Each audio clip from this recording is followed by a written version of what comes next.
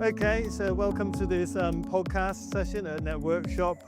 We're going to be talking today about web application firewall and how it can protect your web apps, your APIs from a lot of the main attacks that are out there at the moment, and layer 7, things like AI scraper bots, which is a big problem for the sector. So I'm Tom Micciche. I'm cloud security architect in the cloud team. I've got my colleague here, Mo. Want to introduce yourself? Thank you, Tom. So my name is Mohamed Elmi, and I'm a cloud security solutions architect here in Jisc. And I work alongside Tom and a few others within the cloud security team here. So Tom, if you want to go ahead. So me and Mo, we work across things like AWS, Azure, Google Cloud, doing security gurus, things like this in the cloud. But obviously, one of our main areas is web application firewall, and this is one of the main things we cover right now, and it's building ever more in the sector.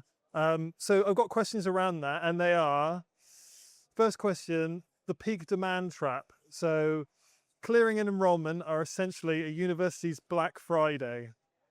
Why do cyber risk and traffic surge simultaneously during these windows, and what are the main threats hitting web applications? Off the bat, I would just say, these are incredibly important times of year for institutions, and this is the time of the year where their website and their applications and stuff will be receiving the most traffic from, willful applicants, etc. So they're receiving traffic from all around the world, which will appear to their site almost like DDoS, like legitimate DDoS, won't it? In terms of they're getting legit users, in being able to delineate between the legitimate users and the malicious ones is a difficult challenge there, especially at such peak time. Absolutely, and these sort of periods is an attacker's tree. They target these periods specifically because they know, universities and colleges, they may be vulnerable because resources might be focused elsewhere. It's sort of a all hands on decks scenario. So they know if they attack, there's a possibility that they're able to penetrate and send malicious requests, and they're accepted, especially if they haven't got the correct protections in place. In terms of some of the attacks we do see on these sort of periods, clearing and enrollment, for example, you've seen over the last 12 months or so quite a significant rise in bot attacks. For example, web scraping, scalping, even on the malicious side of things when it comes to account takeover attacks and more. And if you haven't got the protections in place, or if you got a solution in place but maybe it's only in monitor mode, then unfortunately a lot of these attacks that are gonna go through. Yeah, absolutely. And just on top of that, so WAFs are a key ingredient at this time of year, I would say, and we manage a WAF solution at Jisc, and we work with a lot of the sector's institutions, and this time of year is so busy for them that it requires so much work up to it, doesn't it? Like we have to go on so many meetings, have to do so much planning and rollback, because WAFs aren't fire and forget. You've got to tune them, you've got to get them ready to use, and we need to make sure that it's fully tip-top and tuned at that time of year, because they don't want any false positives or any downtime. So you need to make sure that your WAF is fully tuned up if you're going to be going into clearing with, confidence. And off the back of what Tom just said, on the flip side, if you haven't got a protection in place, you have to think of the consequences as well. If students can't access portals, or they can't fill in their forms, then it might have quite a detrimental impact in terms of also, things like lost tuition revenue, and also not meeting certain recruitment targets that have been set throughout the year. And what's interesting, I'm just thinking now, so we protect a lot of application sites, don't we? Which is obviously the main part of a site, really, in clearing. But we see a lot of malicious attacks at that time of year at application sites as well, don't we? It's like they know that it's going to be a bit critical, so they target it as well, and they get absolutely hammered. So those sites, application sites, the search functions and stuff should be like tip-top priority.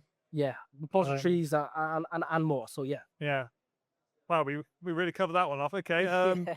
So next question: why layered resilience? Traditional network security is no longer enough. Why must institutions adopt a layered approach across network, service, and application layers? Well, just off the bat, I think it's all widely known, it'll be said time and time again ad nauseum here, that there are no single silver bullets in security. You're going to need to have layered security on everything. Layered security is the best approach. Even WAF isn't a single solution. You need to layer that with other, like MFA, Yeah, principal least privilege, all of these things. You need to have multiple layers in place to absolutely. ensure that your environment is completely rigid. Yeah, and what I will say off the back of what Com just mentioned, I think times have changed compared to 10 years ago, where some organizations might have focused on maybe just the network perimeter layer.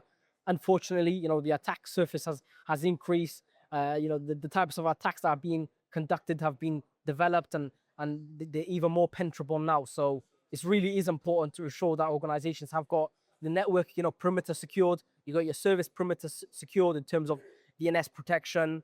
Your critical, network infrastructure is also protected, etc.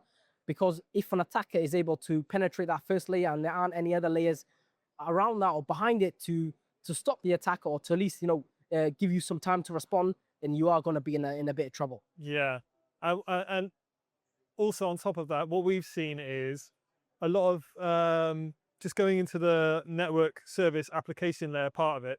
We see a lot of organizations very up on protecting their network, as they should be. We're a network shop. Absolutely. But they don't give the application layer a lot as much thought, which is, it isn't the correct way of thinking, really, because if you're securing your network, but the back door into your web servers is through the application, you're going to need to protect that as well. So things like getting like we're working closely with the CSP team at Jisc now. They're brilliant, and they're great at protecting like your network and every network layer and application layer. But you're going to need something like a web application firewall to really make sure that application layer is protected robustly. Yeah, absolutely. And just going off again, or the back of what Tom just mentioned, a traditional firewall typically inspects, layer 4, meaning IPs and ports, etc. Yeah. But with the web application, firewall, it operates on the layer 7 of the OSI, model, meaning it's got the capability to inspect your HTTP and HTTPS traffic to ensure that only legitimate requests are reaching your website and not illegitimate requests. So yeah, exactly. Kind of actually bouncing off of the back of the last question. So next question, the toolkit WAF plus CSP. How do Cloud WAF via Cloudflare and Fortinet and critical services protection (CSP) practically work together to stop bots, layer 7 threats, and protect critical systems like DNS and telephony? Well, kind of covered it in the last one. CSP do obviously cover your network layer, like Mo said, with your layers 3 and 4 transport network. Yeah. They do also cover application, but only web application files. They're the only one that really decrypts and scrubs that traffic in a deep way. So just to repeat myself, for robust protection at layer 7, you're really gonna want a WAF solution. In terms of how we work closely, we really complement each other. We work very closely with the CSP team. We're working together to see how we can threat intelligence as well. Threat intelligence, in terms of how we can further combine these services and how they complement each other. There is a document that's being released, I believe, a waiver to show how CSP, the protections you get via CSP, and how these can be complemented by WAF. And essentially, where there are gaps in CSP and where there are gaps in WAF, we basically interlink. So we provide you with that full whole house protection of your network layer, your transport layer, and layer 7, the application layer. And again, off the back of what Tom just mentioned, the CSP layer again primarily focuses on the Janet network, or meaning your DNS layer also protects your critical network infrastructure. Meanwhile, with a WAF, it protects your publicly facing websites. So the layer 7 of the OSI model, meaning it's filtering traffic. However, of course, they can work in combination, of course, which is where we go back to that layered approach, which we mentioned earlier, ensuring you have got the CSP level covered, and then you've got another layer where your web applications, your front-facing websites are also being covered. So again, it's also really important to ensure you have got that layered approach, and you are following that sort of methodology. I agree. I think we covered that one well. Final question. The managed service advantage. Internal IT teams are under massive pressure. massive operational pressure during these periods, what is the value of Jisc providing this as a 24-hour, fully managed and tuned service? So just going to roll back a second. What I should really have introduced is our web application firewall service is a managed service. We do all the heavy lifting for you. We do the tuning of rules, the tuning of false positives, monitoring of logs. We have a fully dedicated team of analysts. Yeah. 24/7 on-call support, service desk for incident reporting. We provide you with reporting, and we carry all the lifting around licensing, subscription, billing. Yeah. So it's a managed service. The value of that, well, we think the value is, because we work on it, is WAFs, like I said, aren't fire and forget. You've got to do a lot of configuration. There will be a lot of analyst time. And don't think that you can just hand it over to one of your IT technicians and then manage it, especially around times like clearing, where we have to have all eyes on the logs. It requires quite a lot of expertise.